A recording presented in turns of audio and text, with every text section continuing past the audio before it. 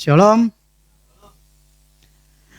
Oke, hari ini saya akan khotbah mengenai arti kata kekurangan, cukup, serakah, dan berlimpah.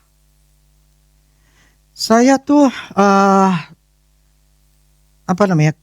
berapa minggu yang lalu ketika saya lagi ada seorang hamba Tuhan memberikan sebuah ilustrasi, menurut saya sih hamba Tuhan ya, di mana ada gelas yang anggaplah yang isinya bisa mampu 250 mili, kemudian 500 mili, kemudian anggaplah 1000 mili.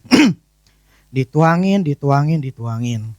Kalau ternyata udah penuh nih, udah cukup nih, ambil gelas lagi, kemudian dituang lagi.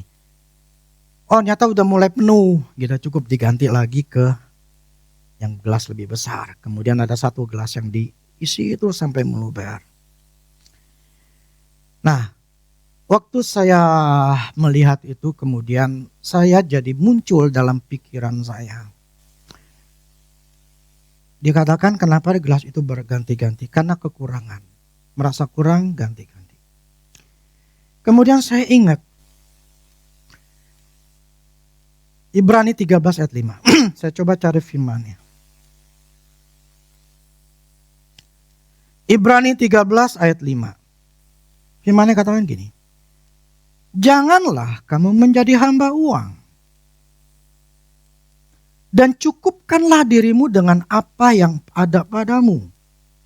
Karena Allah telah berfirman, aku sekali-sekali tidak akan membiarkan engkau, dan aku sekali-sekali tidak akan meninggalkan engkau. Lah, di sini firman katakan, cukupkan dirimu gitu loh. Jangan jadi hamba uang. Jadi ya cukupkan aja apa yang ada padamu. Jangan jadi hamba uang. Berarti kan hidup kita hanya cukup.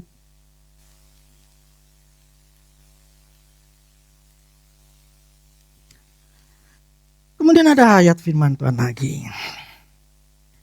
Amsal 1 Timotius 6 ayat 7 sampai 10. Sebab kita tidak membawa sesuatu apa ke dalam dunia ini. Kita telanjangkan. Dan kita pun tidak dapat membawa apa-apa keluar. Asal ada makanan, pakaian cukuplah. Tetapi mereka yang ingin kaya terjatuh ke dalam pencobaan, ke dalam jerat dan ke dalam berbagai-bagai nafsu yang hampa dan yang mencelakakan, yang menenggelamkan manusia ke dalam keruntuhan dan kebinasaan. Tuh di sini katakan, tetapi mereka ingin kaya terjatuh dalam pencobaan. Jadi jangan pengen kaya. Cukupkanlah dirimu yang ada padamu. Jangan kamu menjadi hamba uang. Kemudian Amsal 23 ayat 4 sampai 5. Kalau orang hamba Tuhan atau siapapun di antara kita mengambil sebuah ayat ceplok-ceplok tanpa mengerti, kamu akan sesat. Alasan kenapa di Ibrani ngomong kayak begitu? Alasannya Amsal 23 ayat 4 sampai 5. Jangan bersusah payah untuk menjadi kaya, jangan. Tinggalkan niatmu. Kalau kau mengamat-amatinya, lenyaplah ia, karena tiba-tiba ia bersayap lalu terbang ke angkasa seperti Raja Wali. Datang ke dunia, telanjang, keluar dunia, gak bawa apa-apa. Terus sisa ngomong, jangan bersusah payah untuk menjadi kaya. Terus kenapa dia kaya?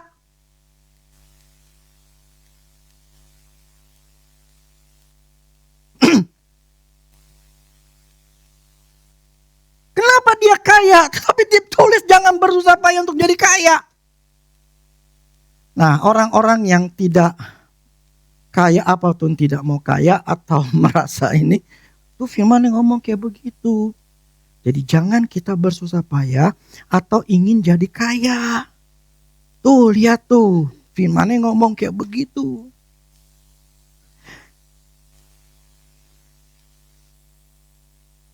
Kenapa banyak orang kekristenan itu mayoritas? Itu kalangan menengah ke bawah. Karena mereka tidak mengerti masalah keuangan. Mereka tidak tahu posisi mereka di dalam Kristus. Akhirnya mengambil ayat-ayat yang seperti itu, membela dirinya untuk menutupi kelemahan kekurangannya. Sehingga waktu awal tahun 2003 ketika ada kita mulai waktu itu di rumah kontrakan saya waktu melihat waktu si Agus berdua, si kembar ini, saya melihat begini, mereka udah diberkati. Tapi tidak muncul cuman hanya ngomong begini, Tuhan, mereka sudah diberkati. Kok saya belum ya? Kenapa saya ya? Saya tidak menjadi iri atau jadi mengkritik. Saya tidak iri, tapi yang saya pertanyakan adalah sayanya ini kenapa?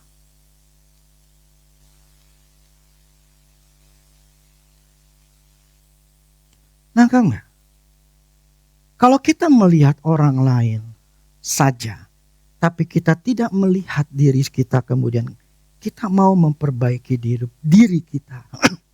Sehingga kita bertanya, Tuhan, apa salahnya saya? Apa kekurangan saya? Apa yang saya harus perbaiki? Itu yang seharusnya kita belajar. Bukan menjadi iri hati atau membandingkan atau menutupi kelemahan kekurangan kita.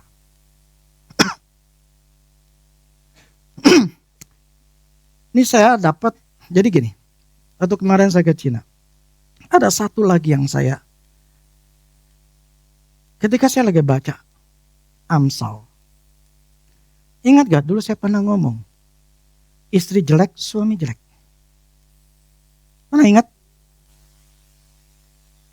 Apa dasarnya? Ternyata saya dikasih tahu di Amsal itu, Salomo mengajarkan di Amsal. Ternyata wanita itu luar biasa pengaruhnya terhadap keluarga, terutama ke suami. Luar biasa pengaruhnya. Makanya ada yang seperti pepatah lah. Behind the successful man, there is a great woman. Itu nanti saya akan bicara nanti di retret kalau cukup waktunya. Karena ternyata yang membuat orang keluarga itu berhasil gara-gara istri. Titik. Apapun. Tapi saya nggak bisa ngomong banyak. Saya bicara masalah arti kata kekurangan, cukup, serakah, dan berlimpah. Janganlah kamu menjadi hamba uang dan cukupkanlah dirimu dengan apa yang ada padamu. Apa dasar daripada di Ibrani ini? Tuhan bicara untuk orang jangan menjadi hamba uang, tapi cukupkanlah dirimu. Jadi gini, poinnya adalah aku sekali-sekali tidak akan membiarkan kau. Jadi orang yang cukup adalah orang yang, arti kata cukup udah. Arti kata cukup adalah dapat memenuhi kebutuhan. Dapat memenuhi kebutuhan. Memadai, tidak kurang, tidak lebih. Sesuai dengan kebutuhan atau jumlah yang diperlukan. Betul kan? Cukup. Arti cukupkanlah dirimu yang apa yang padamu, artinya ini bicara uang. Uang yang ada harus disesuaikan dengan kebutuhan yang ada. Uang yang ada cukupkanlah, uang yang ada harus disesuaikan. Kita punya 2 juta, sesuaikanlah dengan kebutuhanmu. Artinya kita tidak akan merasa kekurangan ketika kita menyesuaikan uang yang ada. Saya yakin ini Paulus yang ngomong di Ibrani, uang yang ada sesuaikan, cukupkanlah. Dengan uang yang ada, sesuaikan kebutuhanmu. Walaupun kamu melihat kurang, Tuhan katakan, aku sekali-sekali tidak akan meninggalinmu.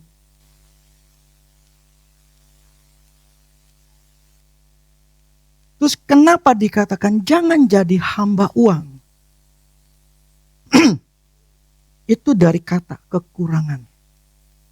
Maksudnya gini, kenapa dikatakan jangan jadi hamba uang? Itu karena merasa kurang. Kekurangan artinya keadaan tidak mempunyai, enggak cukup mendapatkan sesuatu yang diperlukan. Saya kurang air nih, berarti seharusnya saya minum anggap 1 botol, saya kurang. Berarti tidak mendapatkan sesuatu yang dicukupkan. Terbataslah. Artinya orang yang merasa kurang, dia merasa uang yang ada belum mencukupi kebutuhan yang ada. Atau kurang untuk memenuhi kebutuhan. Nah, si Paulus katakan jangan kamu menjadi hamba uang. Kalau di dalam terjemahan Inggrisnya, jangan kamu jadi serakah. Jangan kamu merasa kurang. Aduh ini kurang, jadi hatinya tuh di uang. Karena merasa enggak cukup. Akibatnya orang itu stres, orang itu tertekan, orang itu khawatir. Kenapa? Karena dia tidak merasa cukup. Maka si Paulus katakan jangan jadi hamba uang, jangan hatimu di uang. Karena kamu mikirin uang. Aku sekali-kali tidak akan ninggalin engkau, enggak.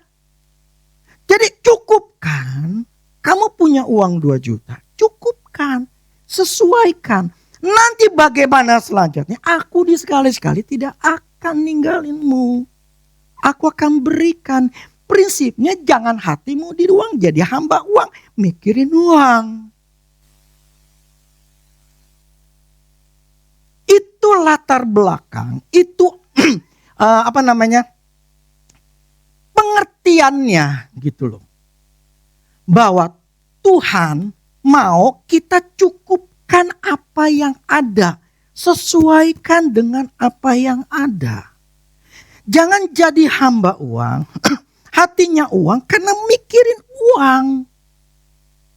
Dan Tuhan gak mau itu gitu loh. Ya. Ngerti?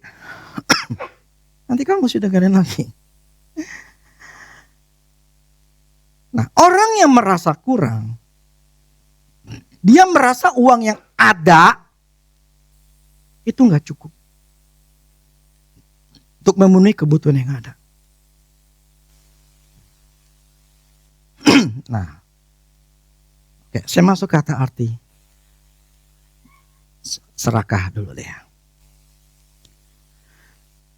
Serakah artinya selalu hendak memiliki lebih dari yang dimiliki. Maunya lebih. Meskipun sudah kaya, dia itu masih nantilah. Saya sambung dulu deh. Serakah adalah sifat atau sikap tidak pernah puas. Selalu ingin memiliki lebih dari apa yang dia miliki, loba, tamak, rakus. Orang serakah itu cenderung mengambil hak orang lain, menginginkan kekayaan, keuntungan berlebih tanpa peduli dengan cara yang ditempuh. Nggak peduli. Dia bisa gesek kiri kanan, dia bisa jelekin orang, dia bisa fitnah orang, dia mengambil hak warisan saudaranya, itu namanya serakah. Merasa kurang. Dimulai dari orang serakah, merasa kurang. Dan mau lebih, tetapi tidak ada unsur bersyukur.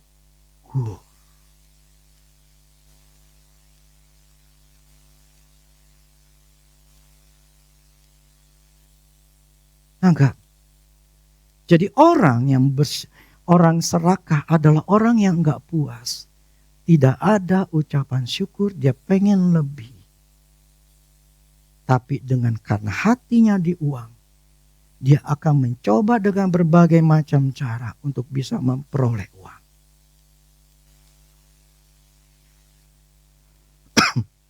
Arti kata berlimpah. Tersedia dalam jumlah yang sangat banyak. Melebihi dari cukup atau melimpah ruah. Jadi orang yang berlimpah artinya tersedia dalam jumlah yang banyak. Melebihi dari yang cukup. Jadi anggap nih seperti gelas. Anggap gelas ya. Saya tuangin. Terus anggap gue gelas gini. Ketika saya tuangin terus meluber. Nah itu namanya berlimpah. Nah, orang yang berlimpah adalah orang yang menyadari bahwa segala kebutuhannya sudah tercukupi. Malah berlebih. Sehingga dia bersyukur kepada Tuhan dengan apa yang Tuhan sudah berikan. Dan karena menyadari ini semuanya dari Tuhan, hatinya enggak di uang.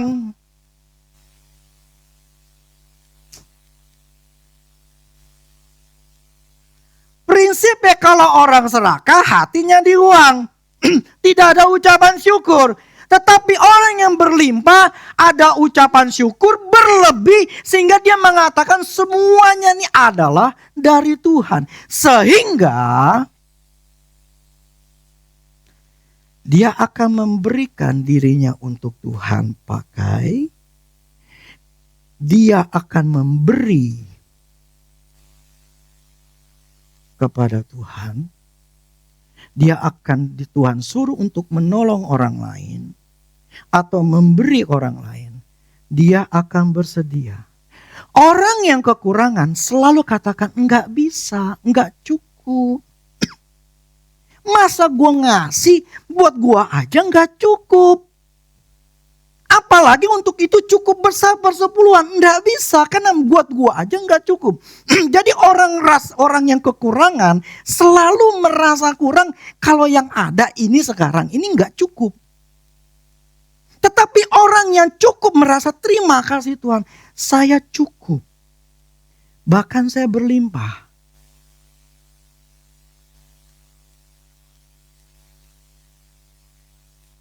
Bagaimana engkau berpikir? Demikianlah. Engkau berpikir kekurangan, maka kekurangan. Firman yang ngomong bukannya saya. Kalau engkau selalu berpikir kurang, demikianlah hidupmu selalu akan kurang. Perhatian saya. Kalau hidupmu merasa cukup, ada pasti namanya ucapan syukur. Tetapi kalau merasa kurang, kamu akan selalu berpikir takut. Khawatir. Selalu akan banyak pertanyaan. Sehingga hidupmu akan selalu kurang. You create yourself. Kau menciptakan dirimu sendiri. Saya ini kurang. Makanya saya tidak bisa berani memberi. terjadilah menurut apa yang kau pikirkan.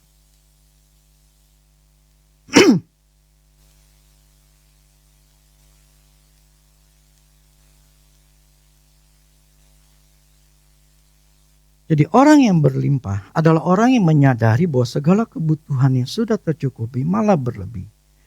Sehingga dia bersyukur kepada Tuhan dengan apa yang Tuhan sudah berikan. Dan karena menyadari bahwa semuanya adalah karena Tuhan, maka hatinya tidak ada di uang. Dan dia akan memberikan dirinya untuk Tuhan pakai ketika Tuhan menyuruh untuk memberi atau menolong orang lain. Itu orang yang berlimpah. Orang yang kurang enggak akan pernah mau memberi, apalagi persepuluhan, enggak akan. Sudah ada satu pertanyaan ketika saya waktu di bus. Mungkin agak dalam atau kasar ya. Kamu, terus ada satu, akhirnya saya membuat saya menggali lagi. Jawab dengan jujur. Tidak perlu sekarang.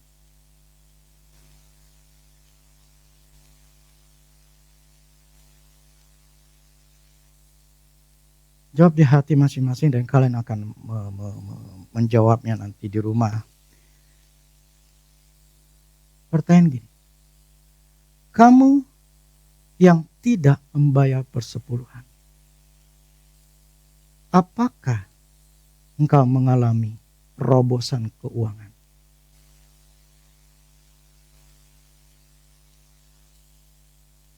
Apakah selama ini karena engkau tidak membayar persepuluhan, jawabmu, doamu apakah terjawab?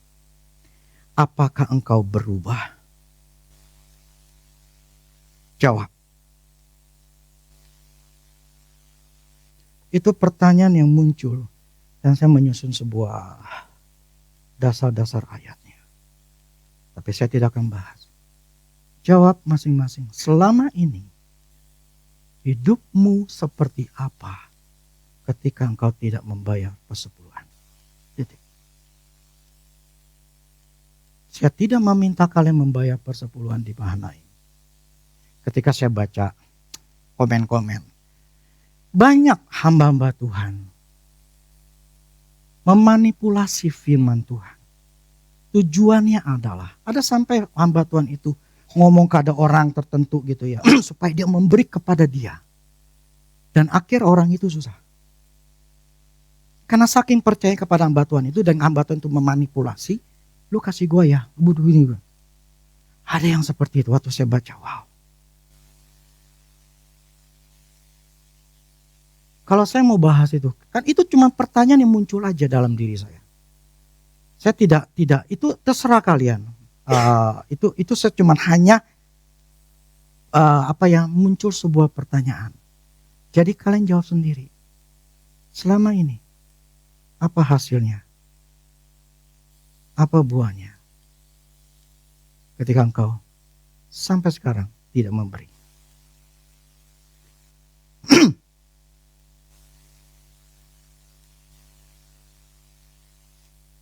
Kemarin saya waktu itu kan ada, soalnya gini, saya gara-gara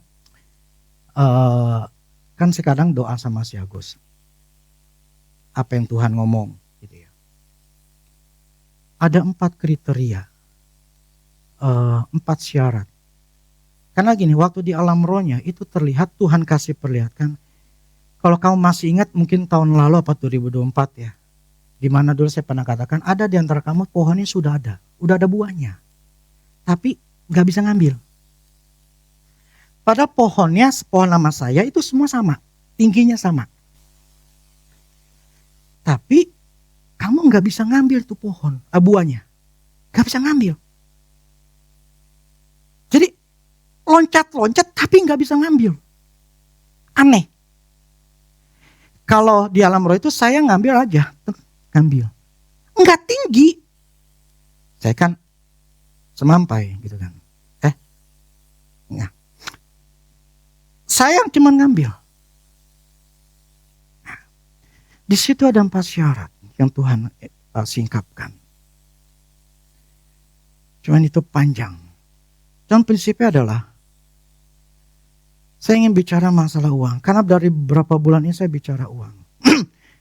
Saya ingin semuanya balance. Semuanya seimbang. Saya tidak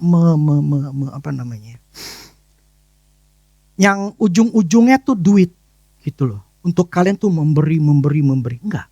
Selama ini kan saya enggak lakuin itu. Prinsipnya gini. Kalau kita enggak ngerti uang, enggak ngerti apa sih yang Tuhan katakan mengenai uang, ya belajar. Supaya hidup kita itu tidak susah.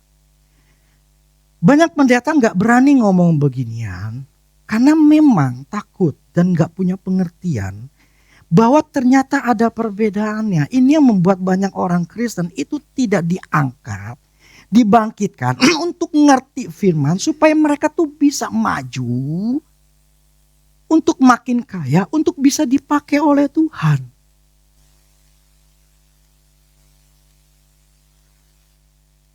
Permasalahannya itu enggak diajarkan, akhirnya menengah ke bawah. Dan untuk saya mengajarkan keuangan ini begitu lama, udah berapa bulan ini. Bahkan dari tahun lalu. Kalau kita enggak pernah merubah pola pikir kita, cara berpikir kita, sampai tahun jebot pun, engkau akan tetap dalam hidup yang tidak bisa berubah. Ketika saya mengajarkan, tujuannya adalah saya sebagai gembala menginginkan kalian dibawa ke rumput yang hijau. Dan saya ngomong ini semua ngomongin firman, tidak menuju ke saya. Selalu menghubungkan firman Tuhan, bukan menghubungkan ke sayanya. Karena memang firmanlah yang menjadi jawaban atas hidup kita. Bukannya saya. Saya hanya mendapatkan pengertian, Tuhan suruh saya khotbahin. Itu aja. Nah, untuk kamu bisa melakukan atau tidak mau melakukan, itu urusan kita masing-masing. Gitu loh. Kamu tetap bersikeras, is no problem. Tuhan gak marah. Tuhan gak ngamuk. Tuhan tetap mengasihi kita. Tapi apa yang terjadi dalam hidupmu seperti itu. Saya sendiri sampai sekarang saya berusaha untuk membetulkan diri saya sendiri. Apa kekurangan saya? Makanya saya tulis, kemarin saya di pesawat, saya dengerin apa yang kan saya rekam tuh. Setiap kali saya sama si Agus atau sama istri saya, apa yang Tuhan ngomongin, itu saya rekam. Kemudian saya ulang lagi, saya dengerin lagi. Prinsipnya adalah belajar. Belajar. Karena Tuhan tidak bisa bekerja tanpa kita mengerti. Mengerti harus belajar dulu. Oke, saya sambung lagi. Merasa selalu kurang, walaupun ditambahkan, selalu merasa kurang. Karena hatinya tidak puas. Hatinya tidak mau merasa sudah tercukupi. Tidak ada rasa syukur atas uang yang dimilikinya. Itu membuat dia selalu merasa kurang, dan kurang. Itulah Paulus mengatakan jangan jadi hamba uang. Tetapi cukupkanlah dirimu dengan apa yang ada padamu. Karena aku sekali-sekali tidak akan ninggalin engkau. Tuhan menginginkan kita itu merasa cukup dengan apa yang sudah ada. Bukan selalu merasa kurang dan kurang.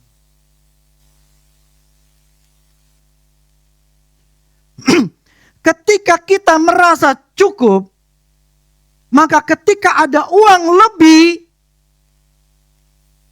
maka kita bersedia untuk memberi. kepada yang lain yang membutuhkan. Jadi kelimpahan itu terjadi, terjadi ketika merasa cukup dan mau dipakai oleh Tuhan untuk menjadi berkat bagi orang lain. Berbeda dengan orang yang merasa kurang. Karena dia akan selalu menghabiskan untuk dirinya sendiri.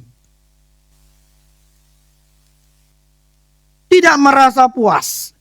Sehingga sulit sekali untuk mau memberi. Jadi beda. Merasa kurang itu membuat orang menjadi serakah. Menjadi hamba uang. Atau menjadi orang egois.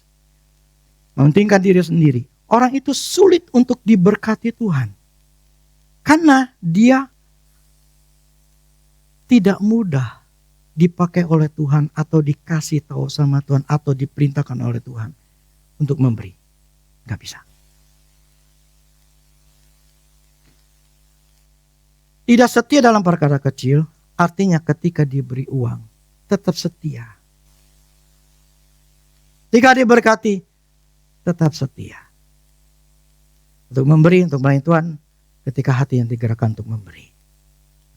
Sekarang masuk 1 Timotius 6 ayat 7 sampai 10. Sebab kita tidak membawa sesuatu apapun dalam dunia dan kita tidak dapat membawa apa-apa keluar. Asal ada makanan, pakaian cukuplah.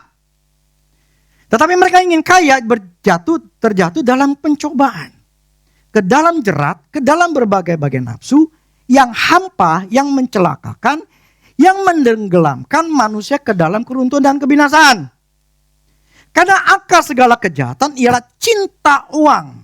Sebab oleh memburu uanglah beberapa orang telah menyimpang dan menyiksa diri dengan berbagai-bagai duga. Orang yang pengen kaya akan jatuh dalam pencobaan. Saya pernah ngalamin.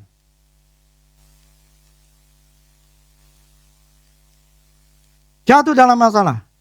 Saya pernah mempunyai keinginan untuk kaya. Sehingga apa yang dikatakan firman ini katakan menyiksa atau dalam berbagai duka, menenggelamkan manusia dalam keruntuhan, jadi bermasalah dan bermasalah. Ya. Kenapa? Itu akarnya adalah cinta uang. Amsal 23 ayat 4 sampai 5. Nanti saya akan jelaskan secara total. Amsal 23 ayat 4 sampai 5. Jangan bersusah payah untuk menjadi kaya. Tinggalkanlah niatmu. Kalau kau mengamat-amatinya, lenyaplah ia. Karena tiba-tiba ia bersayap, lalu terbang ke angkasa seperti Raja Wali. Bersusah payah maksudnya gini loh. Jangan kamu tuh kerja mati-matian demi mendapatkan kekayaan.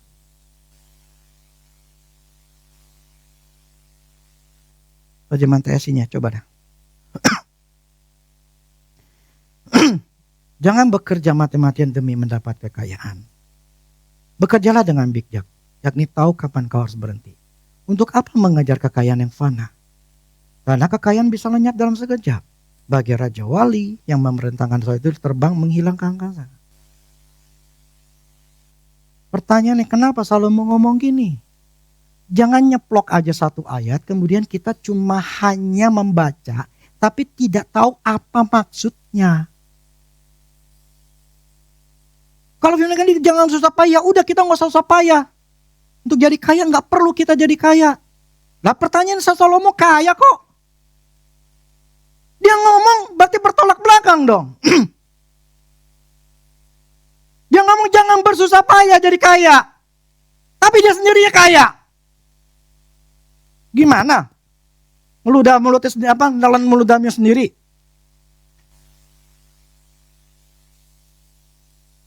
Begini. Salomo dia melihat manusia seperti apa. Hikmatnya Allah turun ke atas dia. Dia melihat orang-orang yang bersusah payah, yang benar-benar kerja keras, itu akan mengalami masalah demi masalah.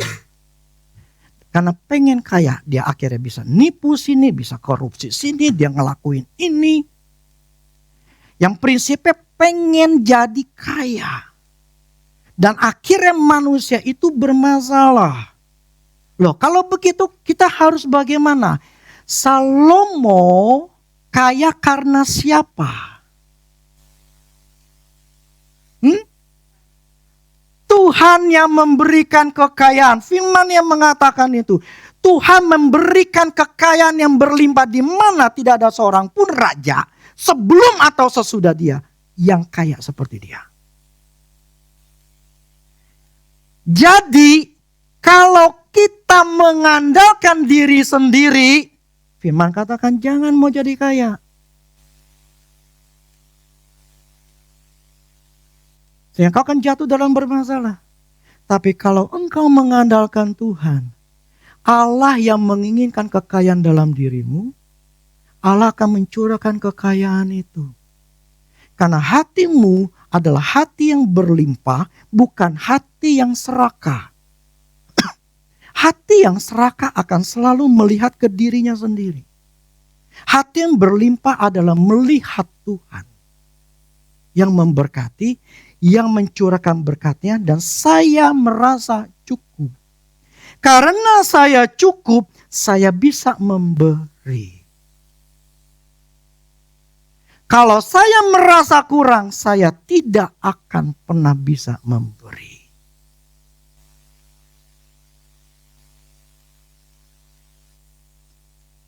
Wow, Tuhan itu luar biasa.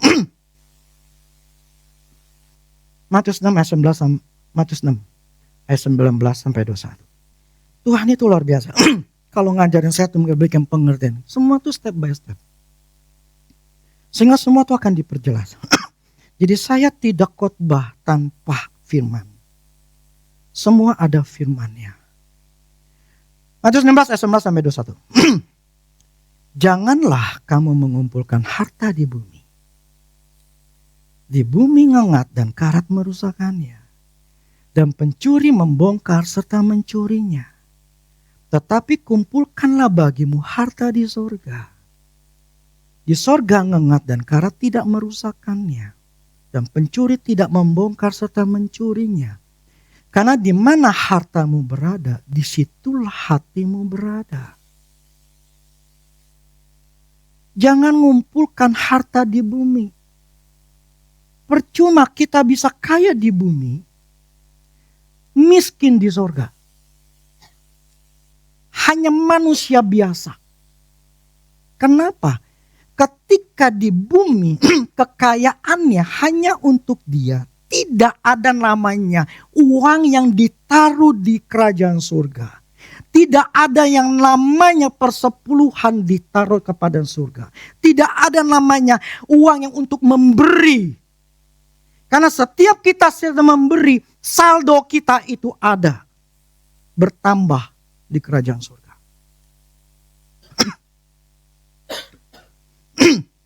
Di mana hartamu berada, di situ hatimu berada. Saya kasih contoh. Ketika saya lagi milih baju kaos. Tiba-tiba hati saya muncul. Arya. Untuk beliin dia kaos. Misalnya nih ya. Muncul itu di dalam hati saya. Jadi di mana hati saya berada, harta saya berada, itu berada. Jadi di mana hati saya ada Arya, disitulah harta saya berada. Saya belikan kaos buat dia. Tetapi kalau hati saya tidak ada Juan, saya tidak akan belikan dia.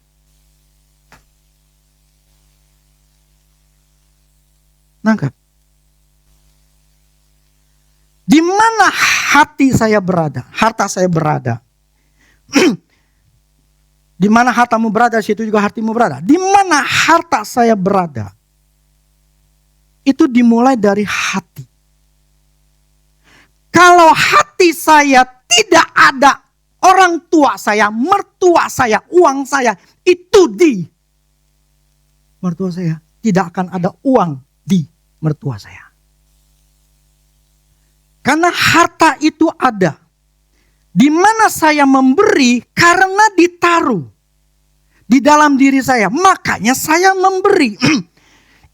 Contoh ya, kemarin jadi biasa kan ada THR di kelompok di perumahan saya.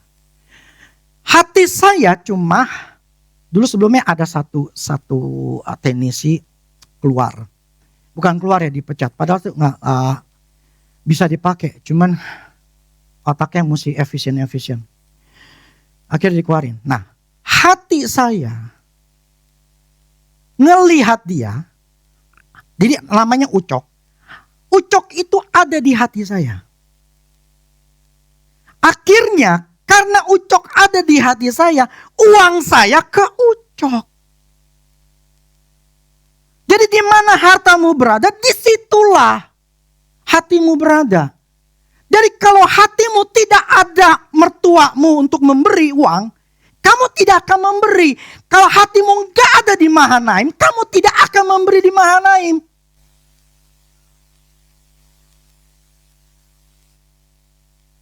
Jadi maka saya tidak paksakan, karena itu terserah hati kamu. Itu maksudnya di mana hartamu berada, hatimu berada.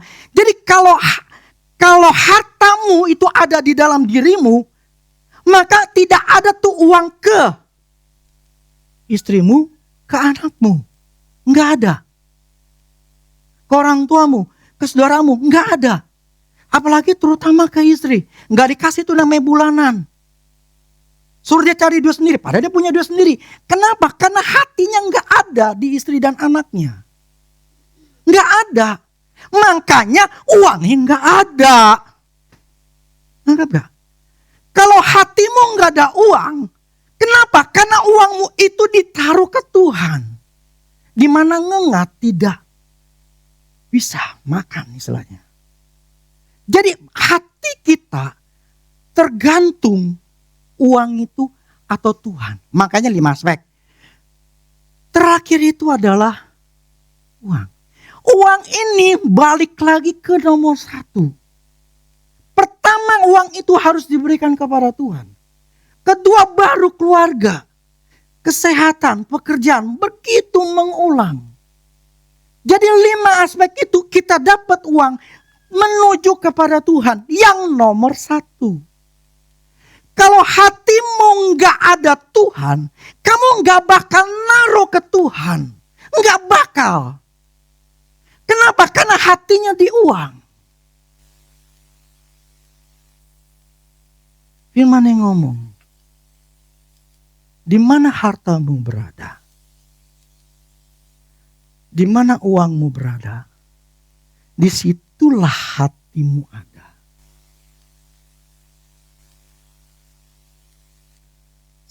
Makanya gini, dulu kan saya pernah ngomong, kenapa saya memberi? Karena supaya menghilangkan keserakahan.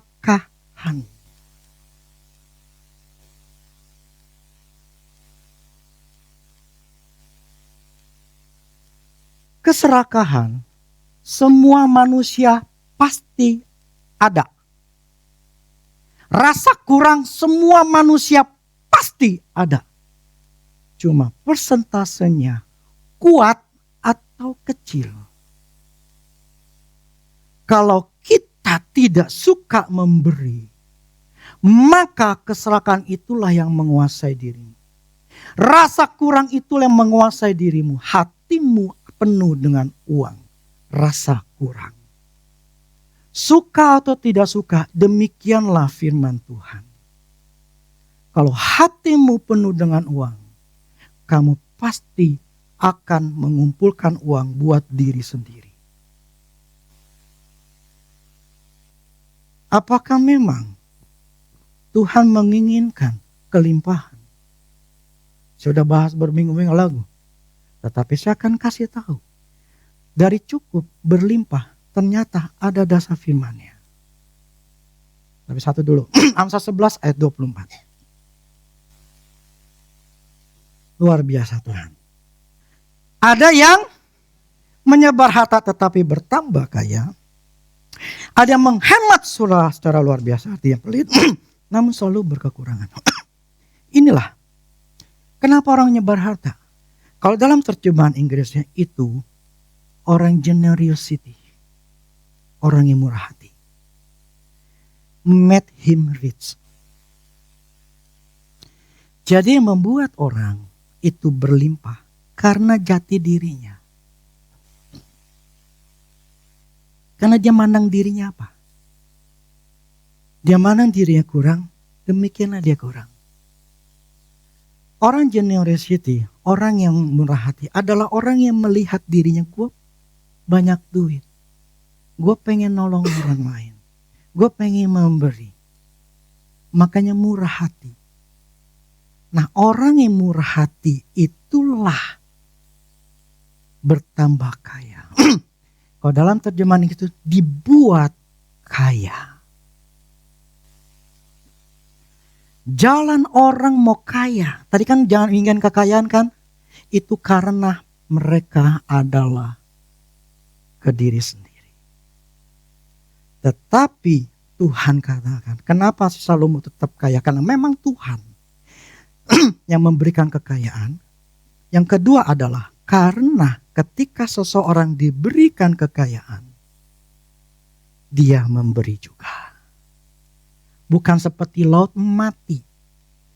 Dari sungai-sungai sampai sono, jebret, di situ dia berhenti.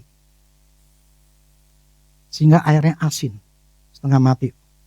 Dulu saya pernah ke sana soalnya. Waduh. Tetapi kalau orang yang diberkati, dan saya adalah orang yang diberkati. Ketika Allah memberkati, kita siap untuk memberkati. Makanya nomor satu itu Tuhan. Yaitu memberikan persepuluhan atau memberikan apa yang Tuhan suruh. Yang kedua, keluarga harus nikmatin. Pertanyaannya adalah, keluargamu nikmatin gak?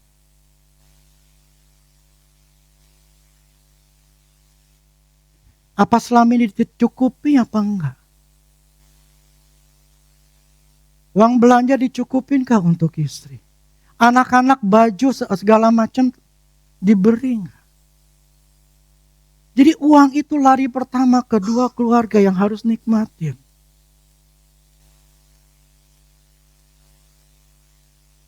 Keluarga inti ya. Kemudian barulah kita masuk ke keluarga. Orang tua kita atau mertua kita secara pribadi. Kalau hati saya di uang, saya nggak akan tuh. Dia bilang, gue mau kasih emak gue gini, yaudah lu kasih sana. Tapi kalau hati saya di uang, nggak, mau ngapain ngasih sih? Buat apa sih? Atau ya seperti itulah. Tapi karena hati saya nggak ada di uang, hati saya bukan uang tetapi mertua saya. Makanya uangnya di mertua saya.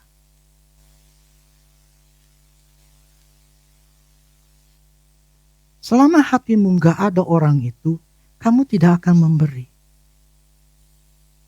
Nah, ayat terakhir. Wis, sampai sejam nih.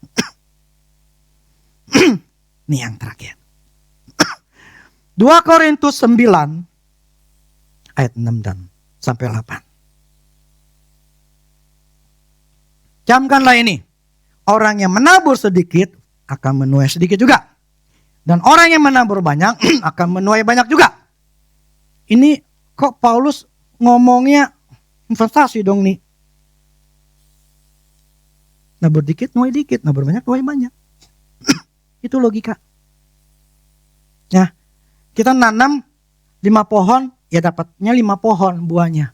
Kita nanam 10 pohon, ya 10 pohon itu dapat buahnya. Ya lumrah dong. Logis gitu.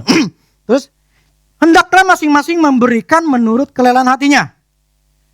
Jangan dengan sedih hati atau karena paksaan. Sebab Allah mengasihi orang yang memberi dengan sukacita. Bukan, Tuhan, gimana aku memberi ini hidup saya Tuhan. Tuhan gak mau gitu. Lu ngasih karena lu senang. Dan Allah sanggup melimpahkan segala kasih karunia kepadamu supaya kamu senantiasa berkecukupan. Cukup dong, udah dong.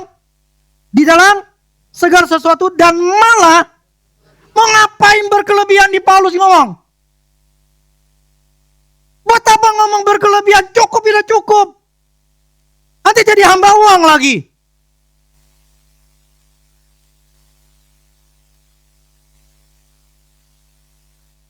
Kalau orang membuat satu yang tadi kata janganlah kamu jadi hamba uang tapi cukup dengan padamu. Jadi otaknya udahlah pokoknya gue cukup. Tapi si Paulus nyambung. Apa? Dan malah berkelebihan di dalam apa? Bukan buat diri sendiri.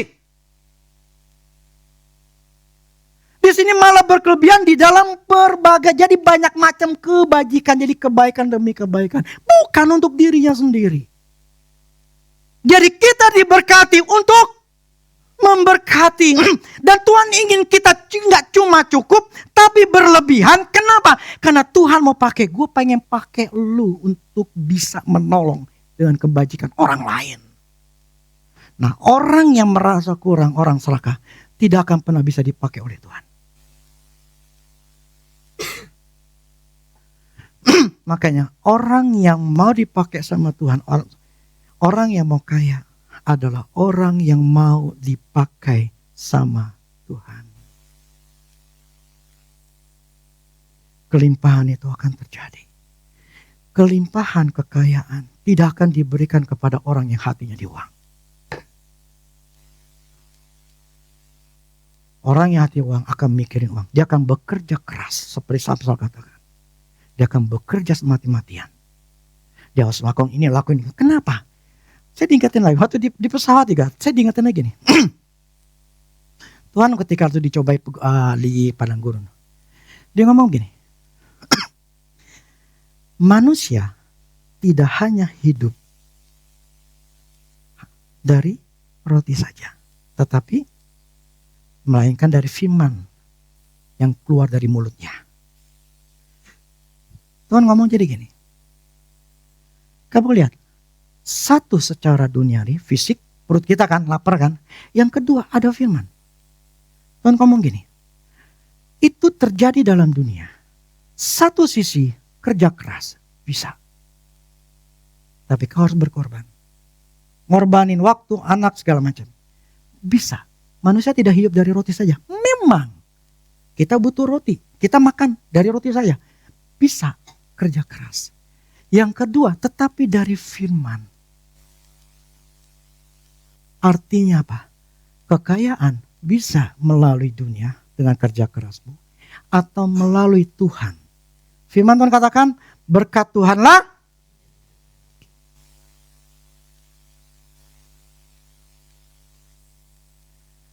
Jadi dasarnya adalah Tuhan yang nomor satu. Jadi kekayaan diberikan kepada orang yang menomor satukan Tuhan. Uangnya tidak ditaruh dalam dirinya sendiri. Uangnya pertama ditaruh di kerajaan surga. Jadi kaya tidak salah. Yang salah cinta akan uang. Jadi hari ini kita belajar arti kata cukup, arti kata kurang, arti kata serakah. Arti kelimpahan.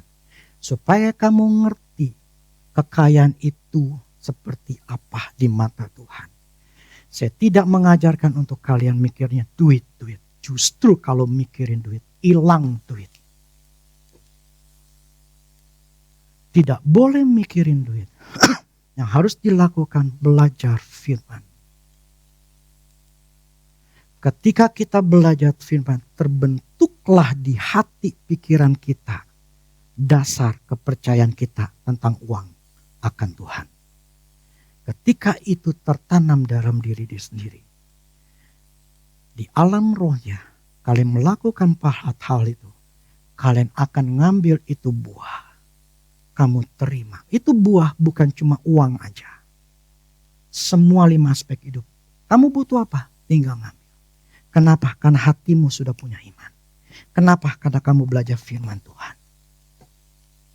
Tanpa firman, tanpa pengertian. Saya sudah ajarkan beberapa minggu lalu. kalian tidak akan pernah mengalami terobosan. Hatimu sehari-hari tidak boleh ada mikirin duit. Bisa enggak? Kalau kamu sudah bisa, kamu tinggal nunggu waktu sedikit lagi terbuka. Tapi selama kamu belum mampu, belum bisa memikirkan, melepaskan kekhawatiran, itu uang semakin menjauh.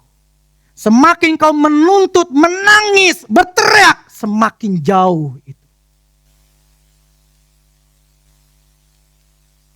Makanya sulit sekali untuk kamu mengalami terobosan keuangan kalau kamu tidak mau belajar. Kalau nggak mau belajar nggak bisa. Karena otak harus terbuka, diubahkan. Dan itu pun kalian harus jadi pelakunya. Orang yang pengen uang harus kehilangan uang dulu. Kamu pengen mau berhasil, kamu harus kelepasin uang dulu. Itu syaratnya Tuhan. Oke, saya ngomong aja dah. 4 ini. Pertama, komitmen. Kedua, kesetiaan. Ketiga, tunggu. Dulu saya pernah ngomongin kok. Pertama, komitmen. Kedua, kesetiaan. Ketiga, ketaatan. Yang keempat, yang bikin saya kaget. Persepuluhan. Lu gak percaya? Gak apa-apa.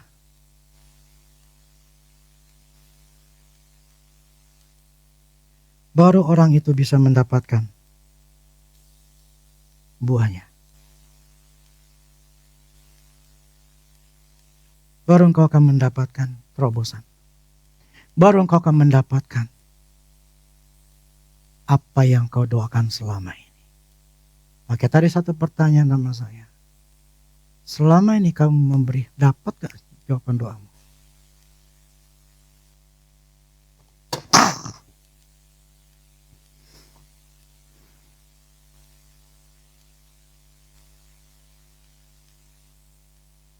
Hati saya murni.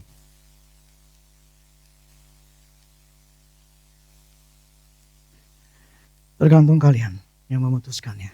Biar hari ini kalian belajar. Kalau mau berubah, lakuin apa yang firman Tuhan katakan. Kalau kamu tidak mau berubah, kamu yang susah. Ini saya bicara agen mau, banyak sebetulnya. Apa itu namanya mustahil? Adalah yang Tuhan ada ajarkan. Oke, saya rasa cukup hari ini. Biar kita mengerti. Belajar lagi. Kalian ulangin lagi setiap hari. Sampai benar-benar terbentuk dalam diri kalian. Supaya ketika terbentuk, hidup kalian tuh bahagia. Makanya kemarin ketika saya baca itu masalah istri. Waduh, saya kaget. Saya gak kepikiran banget. Betapa. Makanya kalau dibilang ras yang terkuat. Itu sebetulnya iya. Kalau ras yang terkuat memang iya. Kalau ketika saya renungin, dasar wanita. Ya musiknya.